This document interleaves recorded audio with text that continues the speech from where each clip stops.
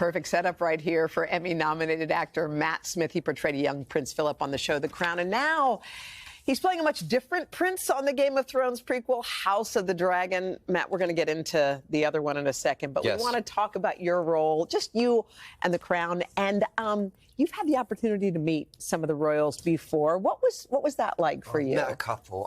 I met the now King Charles and told him that I thought he had fabulous shoes, which he told me that he'd had for 30 years. Oh, really? They were red. They were like red brogues. They were beautiful. And then I met Harry once at the polo, which sounds a bit grand, but it wasn't that grand. And he rocked up to me and he went, "Grandad."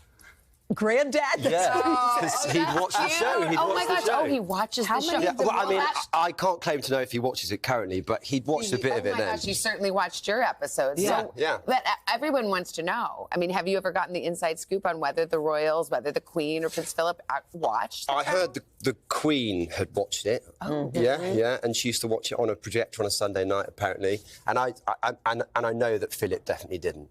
Oh, he didn't? He did not? A friend of mine sat next to him at a dinner once and he asked him... Actually, I think Philip asked my friend if he'd made The Crown, and then the first course came out, and then the second course came out, and then the third course came out, and my friend couldn't resist by the end of the meal. He was like, "Philip, I have to ask, have you watched The Crown?" And apparently he turned around to him and went, "Don't be ridiculous."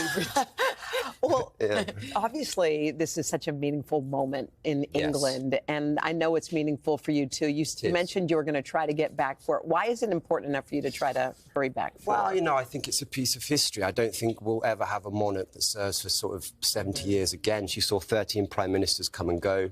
What like 14 presidents, is it? Or sort of something like that.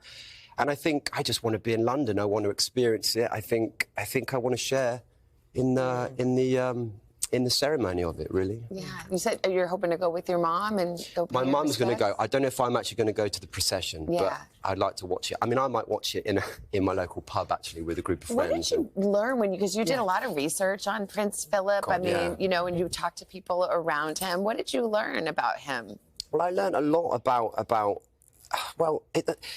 there was a sort of image about Philip as being a bit of a cad and a bit of someone who makes sort of social gaffes and all that. And I found him to be, he was a real moderniser. He was really interesting, and he was just, I don't know, I kind of fell in love with Philip, really, to be honest. Yeah, he was great. Yeah. And he loved her. He really made her laugh. They were a fabulous couple together. 70-odd years. It's pretty incredible love story.